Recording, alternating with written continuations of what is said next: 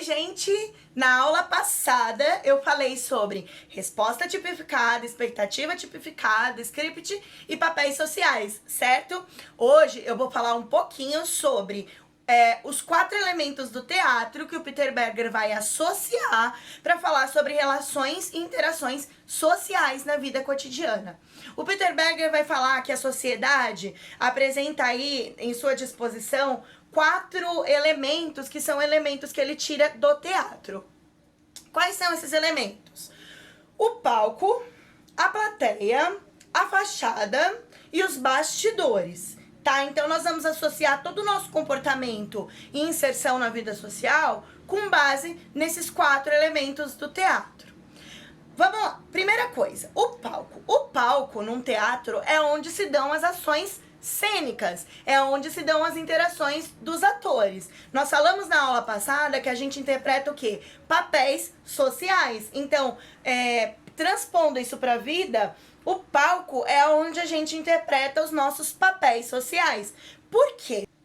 Cada palco tem em si um script. Lembram do script? Ou seja, um roteiro.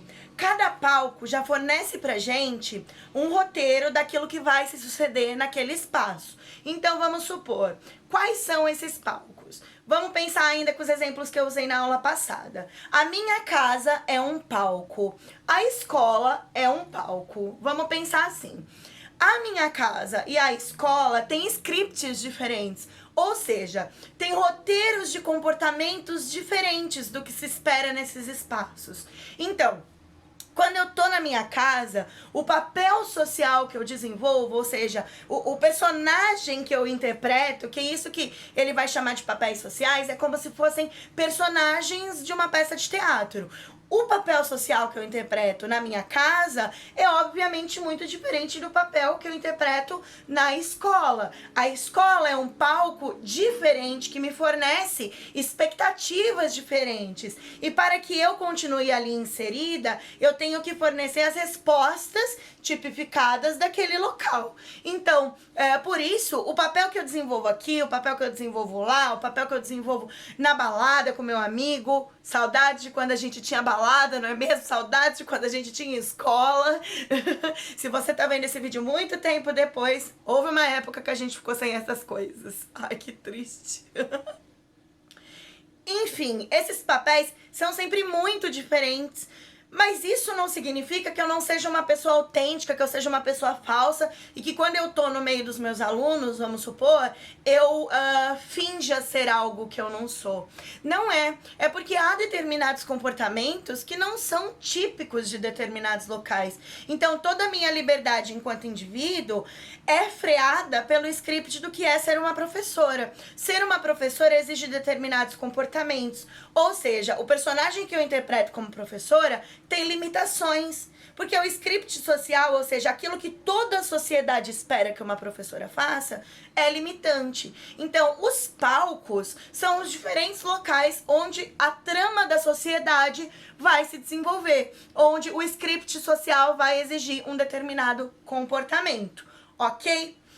Além do palco, ou seja, o local onde eu estou inserido, eu tenho a plateia. Quem é a plateia no teatro? É o sujeito que vai lá assistir as interações que se dão em cima do palco. É o sujeito que vai lá ver como os atores estão agindo e vai interagir com esses atores. É importante entender o seguinte, a plateia é quem observa as nossas ações. Às vezes, vamos pensar no teatro.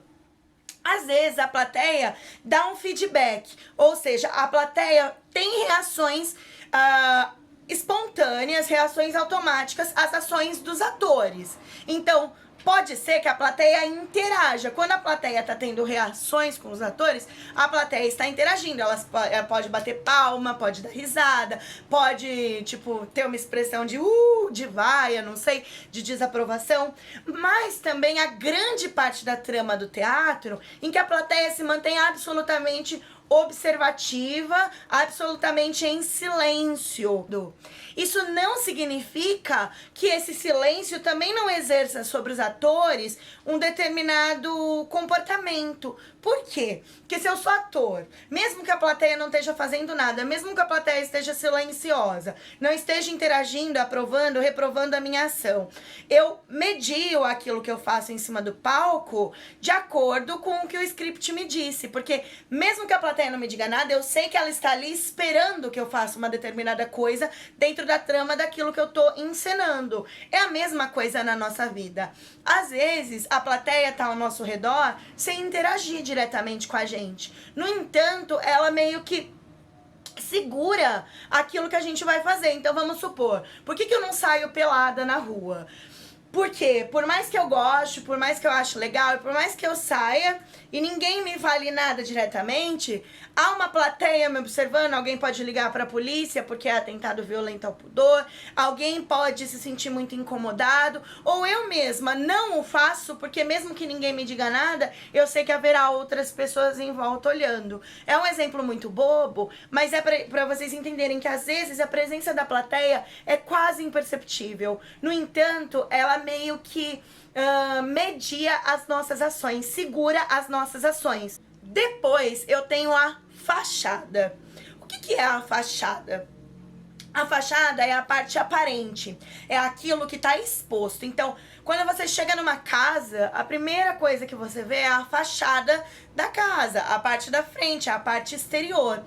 No teatro é a mesma coisa. A primeira coisa que você entra e vê, antes de conhecer toda a trama social, é a aparência. Então, antes de ter acesso àquilo que os atores sociais vão fornecer nas suas interações, você, antes de tudo, vê a aparência daquilo. Isso é a fachada. Todos nós comportamos socialmente uma fachada. E ela pode ser manipulada ou não. Ou seja, eu posso ter a fachada que a sociedade espera de mim, ou eu posso ter uma fachada que a sociedade não aprova muito, não gosta muito, mas ainda assim todos nós temos fachada. Eu posso, por exemplo, manipular a minha fachada de modo que eu chegue num lugar e seja mais agradável, até para fornecer ali uma resposta tipificada. Um exemplo, para dar aula de novo. Eu não posso dar aula, por exemplo, com todas as roupas que eu uso no meu cotidiano. Por quê? Porque a minha fachada de professora, né, porque eu vou estar lá exercendo o papel social de professora, dentro de um script, mas a minha fachada de professora, aquilo que eu aparento enquanto professora, tem que condizer com o que se espera do meu papel. Eu, enquanto professora, não sou a Bruna, pessoa individual. Então, há um limite daquilo que eu posso apresentar ou não, para o bom senso, para o que a sociedade espera, para as convenções da sociedade. Às vezes, ainda que a gente ache uma bobagem, e eu muitas vezes acho uma bobagem essa questão, a gente acaba meio que se adaptando, não porque a gente perde a nossa personalidade, não porque a gente está manipulando ao nosso redor, mas é porque a gente quer participar das esferas da vida social de uma maneira mais confortável, menos conflituosa, e até para ter respeito de volta. Porque muitas vezes uma fachada que não condiz com aquilo que é tradicional meio que provoca um desrespeito. E para você conseguir o respeito sem essa fachada tradicional que se espera, é muito mais difícil. Pessoalmente, eu posso falar sobre isso. A minha fachada não é uma fachada muito convencional, quem dirá de uma professora. Uma vez que eu tenho piercing, que eu tenho tatuagens, que eu tenho um estilo de vestimenta mais pesado, né? Que seria menos de um adulto, menos de uma pessoa comum. Então, essa fachada, muitas vezes, provoca uma demora na conquista do respeito à minha postura profissional e do reconhecimento da profissional que eu sou. Por quê? Porque essa fachada não condiz com aquilo que o script da sociedade determinou. No entanto, ainda que eu seja diferente, em determinado grau eu tenho que manipular a minha fachada para ser mais agradável. A fachada também faz com que as pessoas já julguem o outro. Então, quando eu olho o outro, eu já julgo esse outro diretamente pela sua fachada, acreditando que ela condiz com o que está dentro do sujeito. E nem sempre condiz. E aí a gente cai no último conceito dessa aula, que são os bastidores.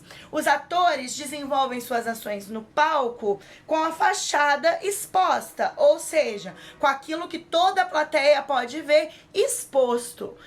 Quando eles saem do palco e eles vão pros bastidores, é onde eles de fato podem ser eles mesmos. Os bastidores é aquilo que de fato nós somos.